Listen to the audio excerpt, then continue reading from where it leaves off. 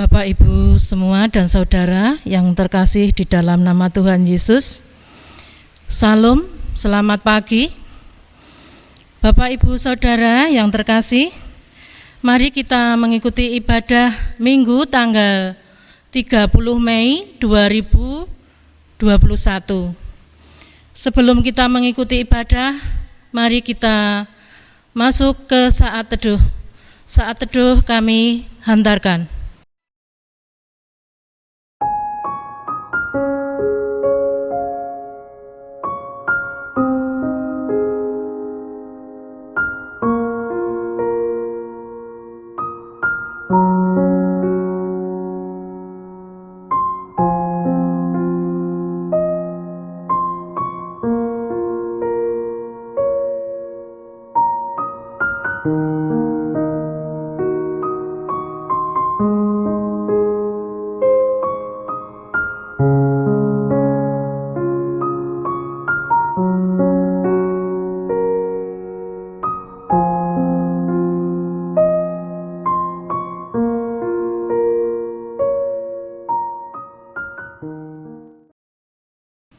Saat teduh cukup. Bapak, Ibu yang terkasih di dalam nama Tuhan Yesus, mari kita mulai ibadah minggu ini dengan menyanyikan kidung jemaat 242 bait 1 dan 4, memuliakanlah Allah Bapa. Bapak, Ibu dan saudara, mari kita dipersilahkan untuk bangkit berdiri.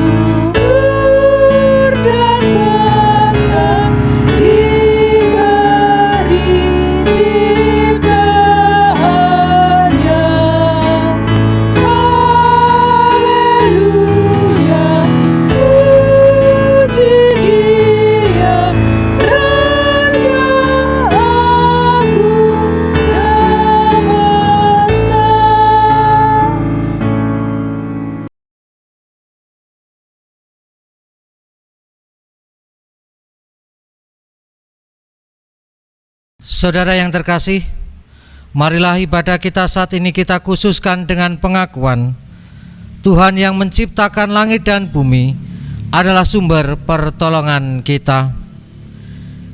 Kasih karunia dan damai sejahtera dari Allah Bapa kita dan Tuhan Yesus Kristus ada pada saudara sekalian. Amin. Jemaat dipersilakan untuk duduk. Saudaraku, marilah saat ini kita bersama-sama menerima hukum kasih yang terambil dari Matius 22 ayat 37 sampai dengan 40 yang demikian. Jawab Yesus kepadanya, "Kasihilah Tuhan Allahmu dengan segenap hatimu dan dengan segenap jiwamu dan dengan segenap akal budimu. Itulah hukum yang terutama dan yang pertama.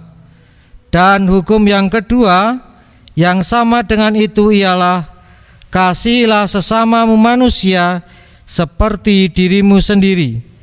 Pada kedua hukum inilah tergantung seluruh hukum Taurat dan kitab para nabi. Saudara, Yesus Tuhan kita adalah Allah yang penuh kasih. Dia telah menyatakan kasih-Nya kepada kita. Dan kita yang telah beroleh kasih-Nya dikehendaki oleh Tuhan untuk hidup di dalam kasih, mengasihi Tuhan dan mengasihi sesama. Dan mari bersama-sama kita merenungkan akan hukum kasih ini dengan melihat diri kita sejauh mana kita telah memberlakukan hukum ini. Mari kita berdoa pribadi lepas pribadi.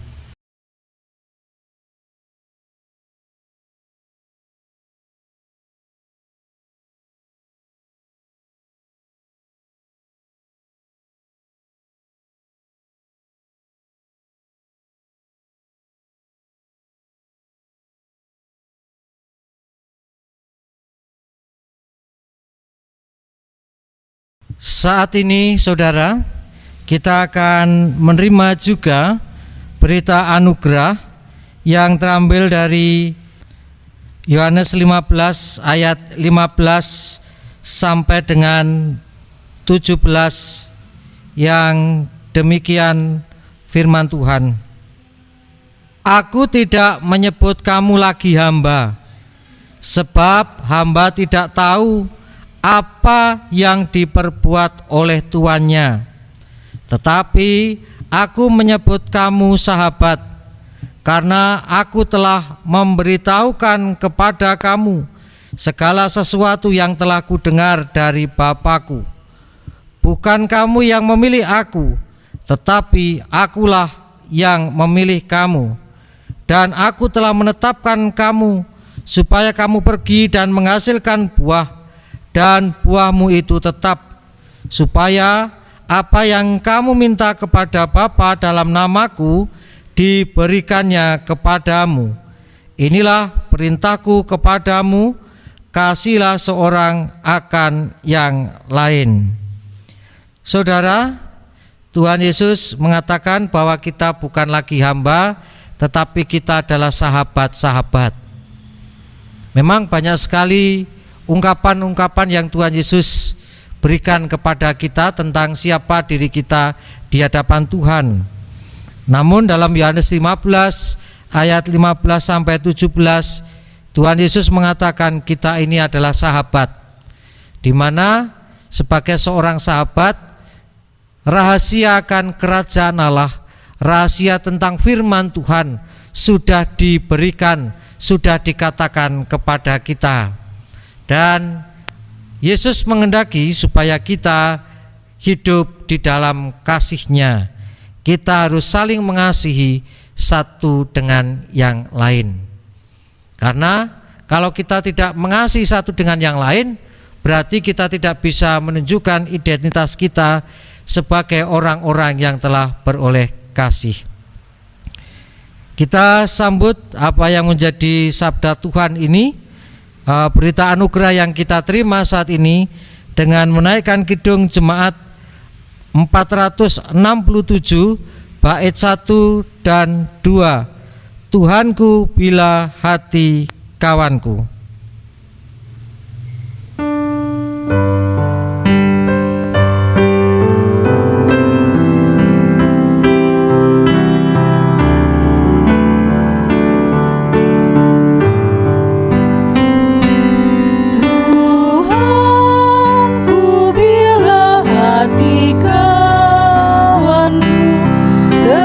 Terluka oleh tingkah ujar.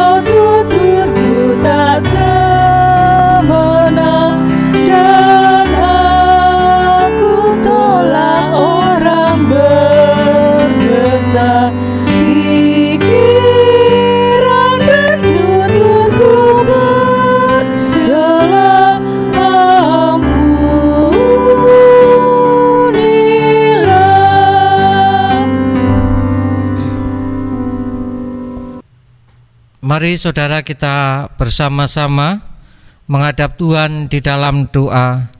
Kita berdoa.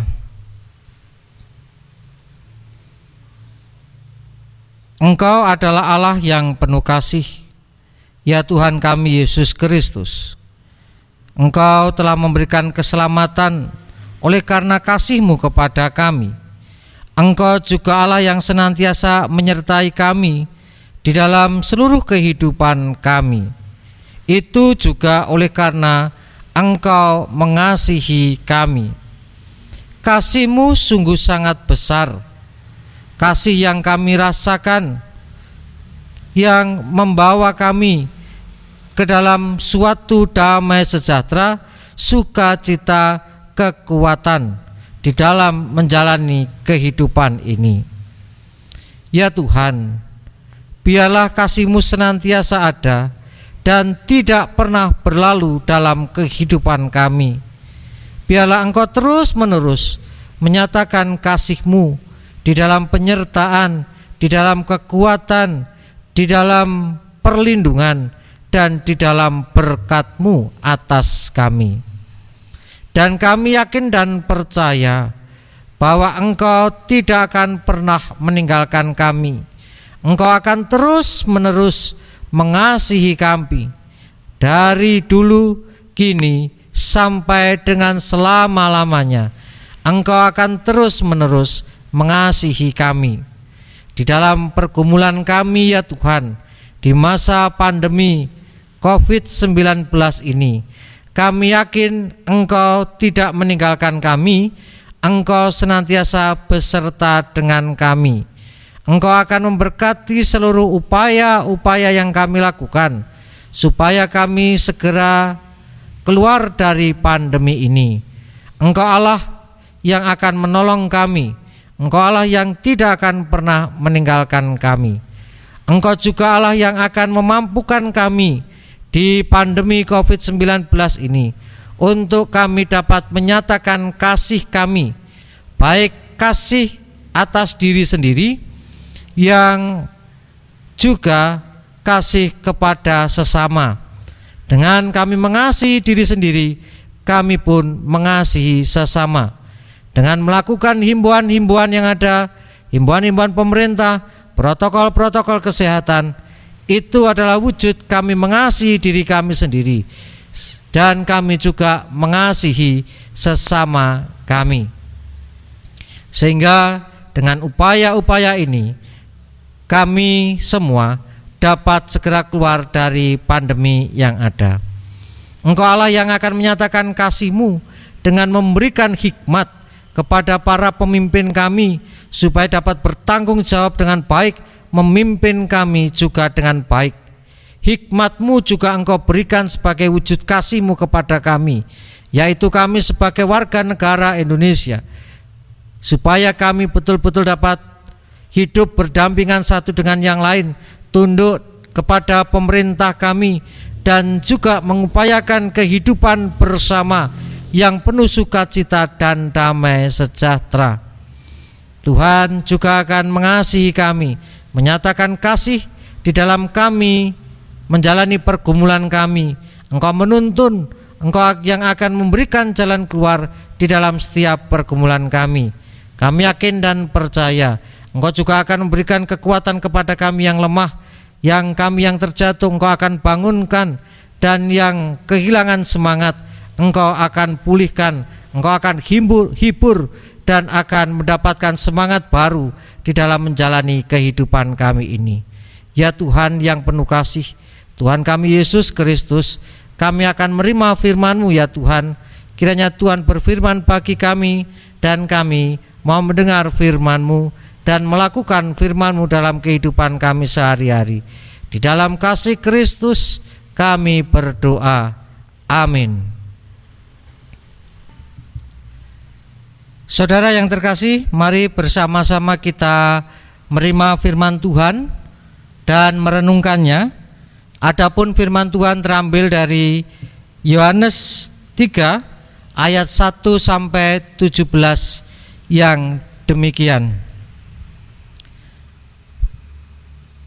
Percakapan dengan Nikodemus adalah seorang Farisi yang bernama Nikodemus, seorang pemimpin agama Yahudi. Ia datang pada waktu malam kepada Yesus dan berkata, "Rabi, kami tahu bahwa engkau datang sebagai guru yang diutus Allah, sebab tidak ada seorang pun yang dapat mengadakan tanda-tanda yang engkau adakan itu jika Allah tidak menyertainya." Yesus menjawab katanya, "Aku berkata kepadamu, sesungguhnya jika seorang tidak dilahirkan kembali, ia tidak dapat melihat kerajaan Allah." Kata Nikodemus kepadanya, "Bagaimanakah mungkin seorang dilahirkan kalau ia sudah tua? Dapatkah ia masuk kembali ke dalam rahim ibunya dan dilahirkan lagi?" Jawab Yesus, "Aku berkata kepadamu, sesungguhnya jika seorang tidak dilahirkan dari air dan roh, ia tidak dapat masuk ke dalam kerajaan Allah. Apa yang dilahirkan dari daging adalah daging, dan apa yang dilahirkan dari roh adalah roh. Janganlah engkau heran, karena aku berkata kepadamu, kamu harus dilahirkan kembali. Angin bertiup kemana ia mau, dan engkau mendengar bunyinya, tetapi engkau tidak tahu dari mana ia datang atau kemana ia pergi. Demikianlah halnya dengan tiap-tiap orang yang lahir dari roh." Nikodemus menjawab katanya, "Bagaimanakah mungkin hal itu terjadi?" Jawab Yesus, "Engkau adalah pengajar Israel, dan engkau tidak mengerti hal-hal itu. Aku berkata kepadamu, sesungguhnya kami berkata-kata tentang apa yang kami ketahui, dan kami bersaksi tentang apa yang kami lihat, tetapi kamu tidak menerima kesaksian kami. Kamu tidak percaya waktu aku berkata-kata dengan kamu tentang hal-hal duniawi. Bagaimana kamu akan percaya kalau aku berkata-kata dengan kamu tentang hal-hal surgawi? Tidak ada seorang pun yang telah naik ke surga selain daripada Dia yang telah turun dari surga, yaitu Anak Manusia. Dan sama seperti Musa meninggikan ular di padang gurun, demikian juga Anak Manusia harus ditinggikan, supaya setiap orang yang percaya kepadanya beroleh hidup yang kekal. Karena begitu besar kasih Allah akan dunia ini, sehingga Ia telah mengaruniakan anaknya yang tunggal, supaya setiap orang yang percaya kepadanya tidak binasa, melainkan beroleh hidup yang kekal. Sebab Allah mengutus anaknya ke dalam dunia bukan untuk menghakimi dunia, melainkan untuk menyelamatkannya oleh Dia. Berbahagia setiap orang yang mendengar firman Tuhan dan memeliharanya. Haleluya.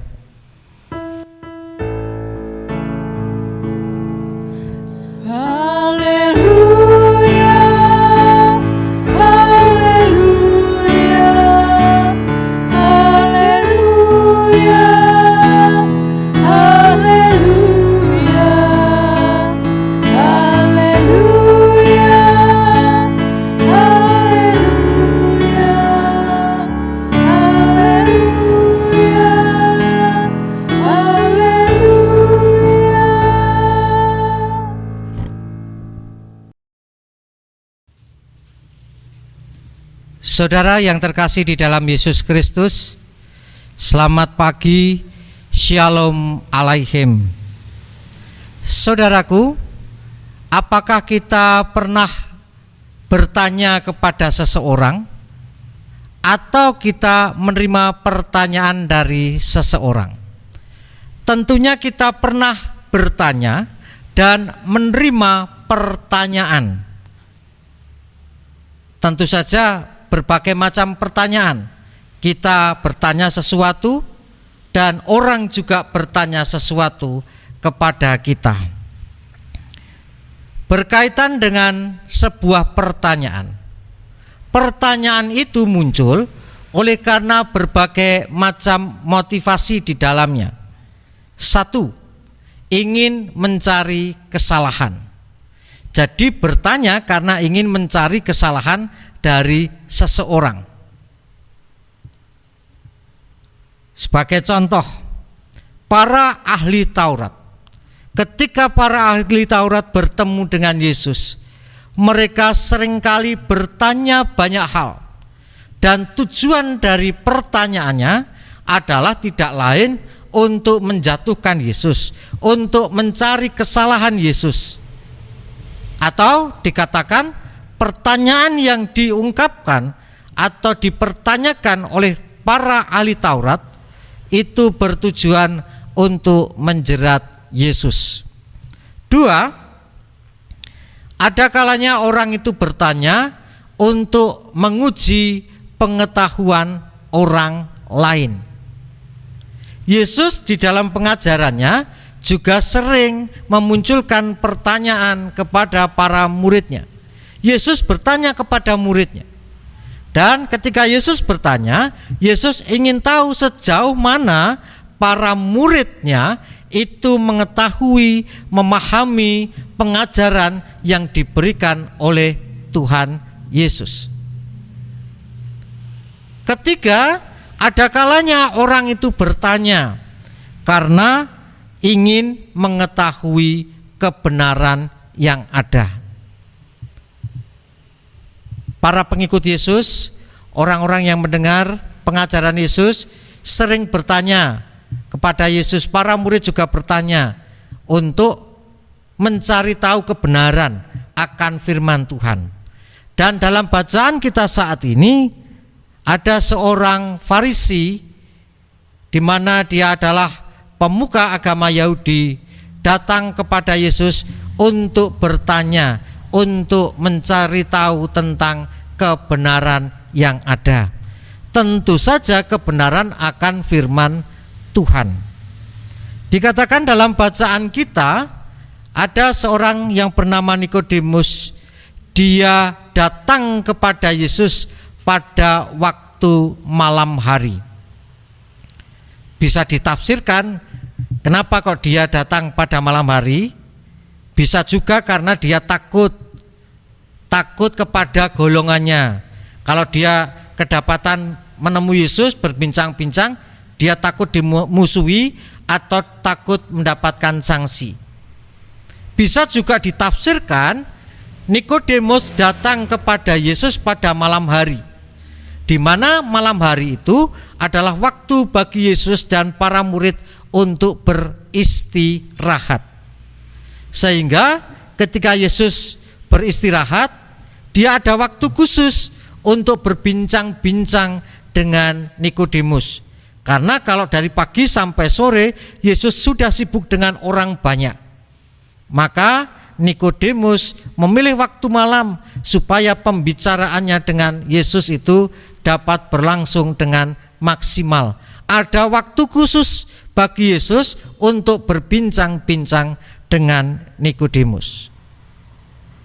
Jadi bisa ditafsirkan dua hal itu, karena takut atau karena memang mengambil waktu khusus supaya dapat berbincang-bincang dengan Yesus secara maksimal.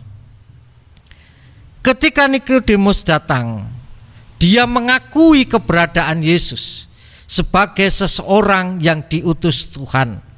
Dia mengatakan bahwa apa yang dibuat oleh Yesus, mujizat-mujizat yang dibuat Yesus itu oleh karena Yesus diutus oleh Tuhan, dan Yesus ini disertai oleh Tuhan. Kemudian sebelum Nikodemus itu bertanya kepada Yesus, Yesus sudah tahu apa yang akan menjadi pokok pertanyaan dari Nikodemus. Tidak lain adalah tentang soal kerajaan surga dan siapa yang bisa masuk dalam kerajaan surga. Yesus berkata dalam ayat yang ketiga, "Aku berkata kepadamu, sesungguhnya jika seorang tidak dilahirkan kembali, ia tidak dapat melihat kerajaan Allah." Apa yang Yesus katakan ini adalah berkaitan dengan kerajaan Allah, kerajaan surga, dan syarat melihat kerajaan surga. Jadi jika orang-orang atau manusia ingin melihat kerajaan surga, syarat utamanya adalah harus dilahirkan kembali. Berkaitan dengan melihat, Bapak Ibu Saudara, kita itu dapat melihat sesuatu dengan langsung tanpa alat bantu itu kalau kita dekat dengan objek atau kita berada dalam objek yang kita lihat. Jadi melihat kerajaan surga di sini bukan hanya sekedar melihat secara harafiah, tapi melihat yang dimaksud oleh Yesus adalah orang itu berada dalam kerajaan surga. Orang itu ada dan masuk dalam kerajaan surga. Dia beroleh keselamatan. Dan orang itu bisa masuk dalam kerajaan surga, orang itu beroleh keselamatan, maka ia harus dilahirkan kembali. Mendengar apa yang Yesus katakan, Nikodemus bingung. Bagaimana mungkin orang yang sudah dewasa, bahkan orang itu sudah tua, ia dilahirkan kembali? Bagi dia tidak mungkin. Tidak mungkin Tuhan, orang yang sudah tua bisa masuk kembali ke rahim ibunya.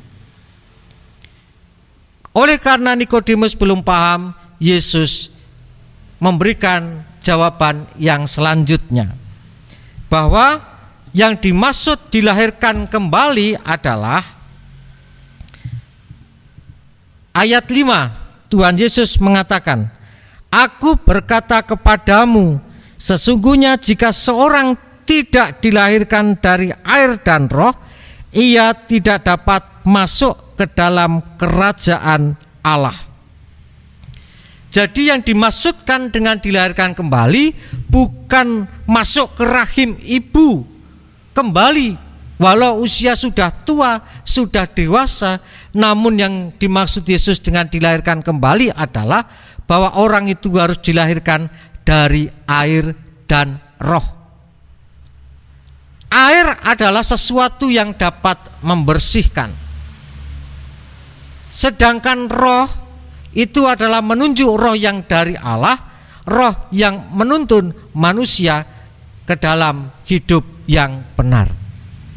Jadi dilahirkan dari air dan roh adalah orang itu kalau masuk dalam kerajaan Allah atau ingin masuk dalam kerajaan Allah, maka dia harus dibersihkan, lahir dari roh.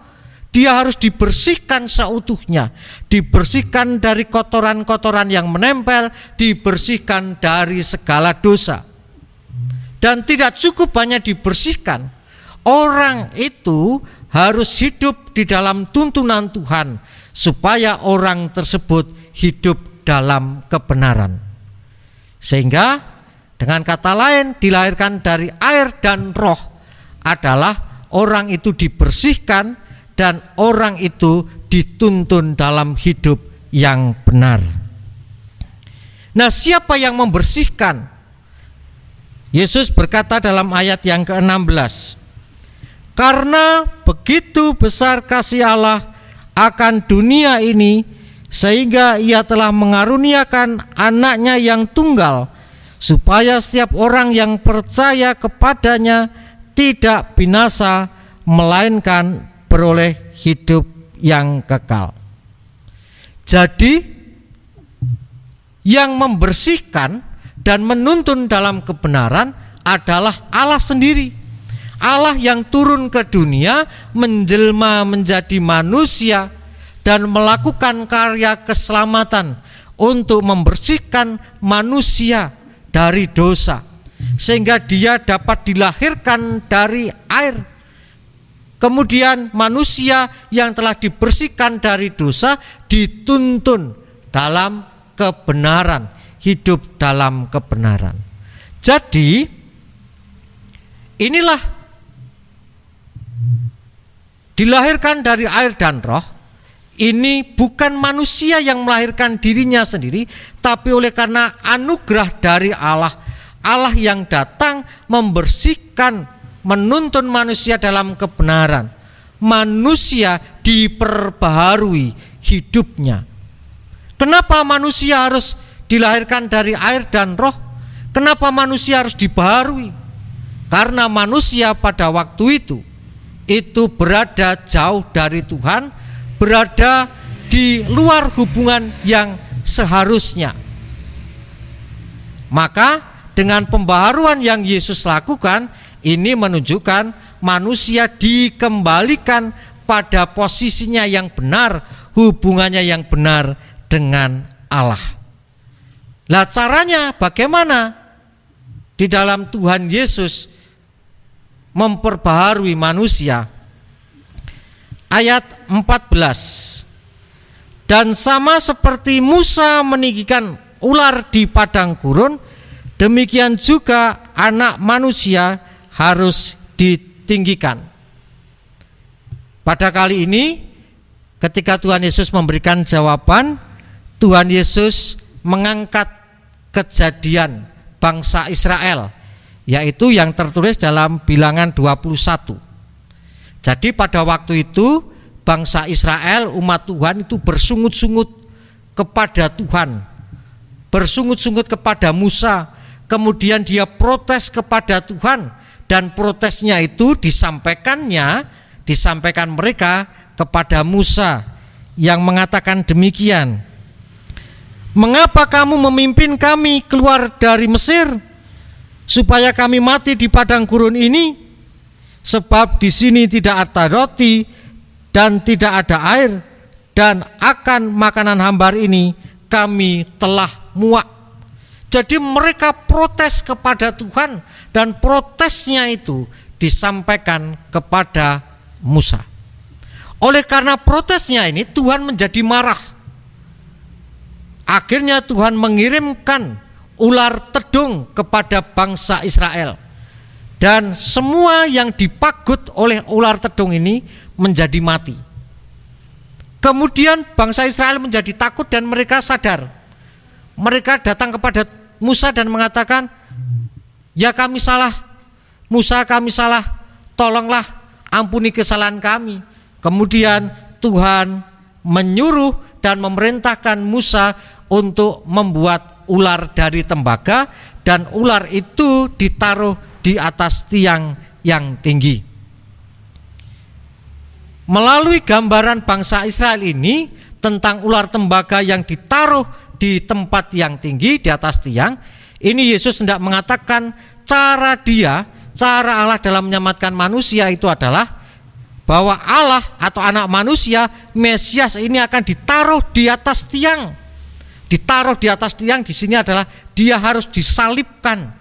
Dan siapa yang melihat Yesus yang disalibkan itu akan beroleh keselamatan.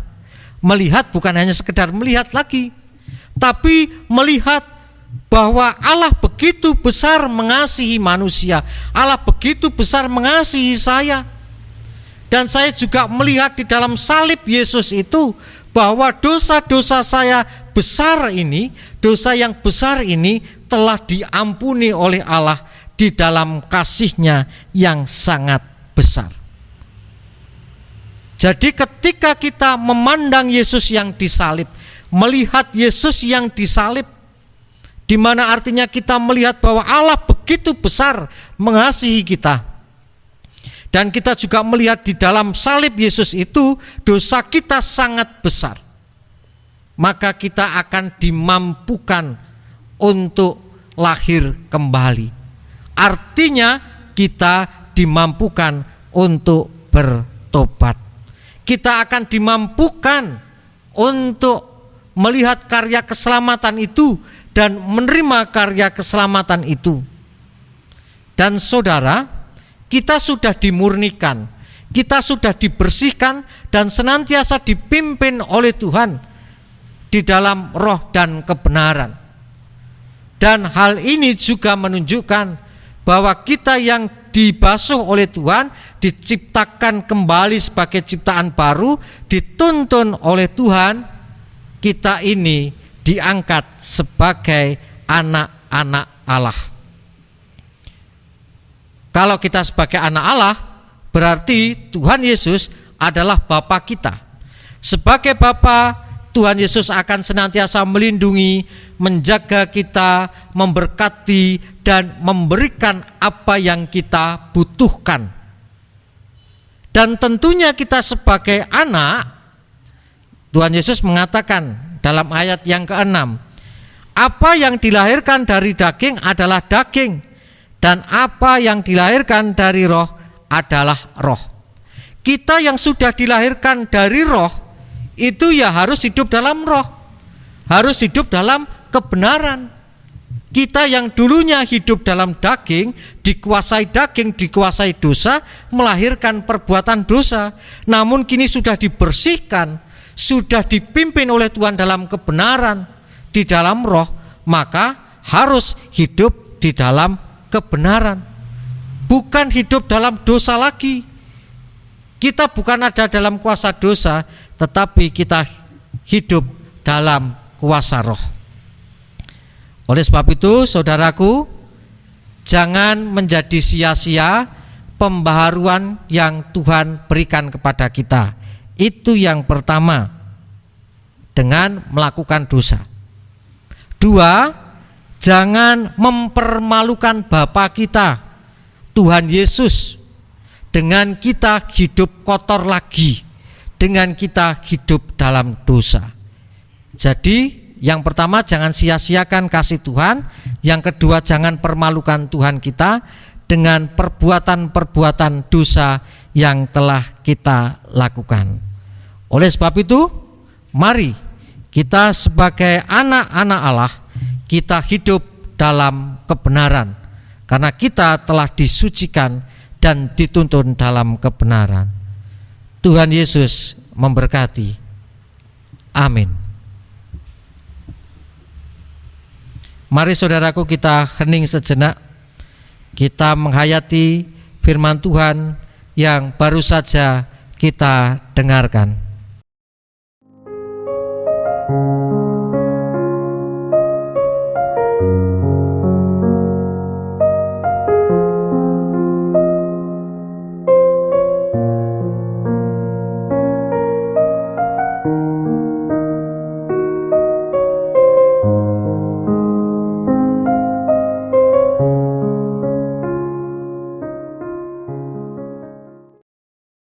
Saudara yang terkasih di dalam Yesus Kristus, mari saat ini kita mengaturkan persembahan kepada Tuhan oleh karena segala sesuatu yang Tuhan berikan kepada kita.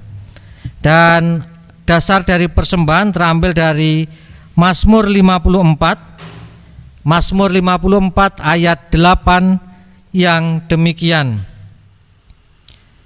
Dengan rela hati aku akan mempersembahkan korban kepadamu, bersyukur sebab namamu baik ya Tuhan. Bersama-sama kita mengaturkan persembahan dengan diiringi Kidung Jemaat 291 bait 1 dan 2. Bersyukur semua.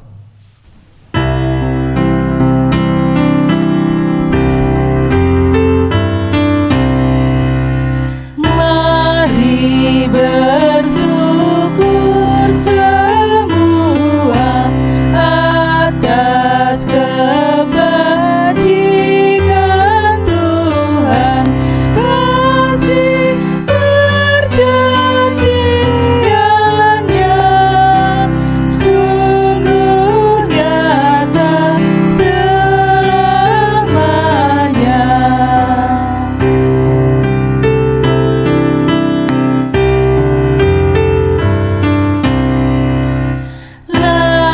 langit bumi ciptaannya mencerminkan kuasanya,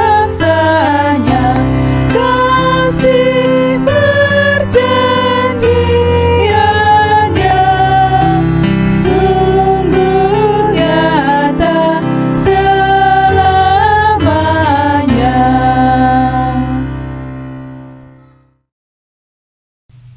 Mari saudara, kita bersama-sama berdoa. Tuhan, terima kasih atas firman-Mu yang mengingatkan kami bahwa Engkau telah melahirkan kami dari air dan roh.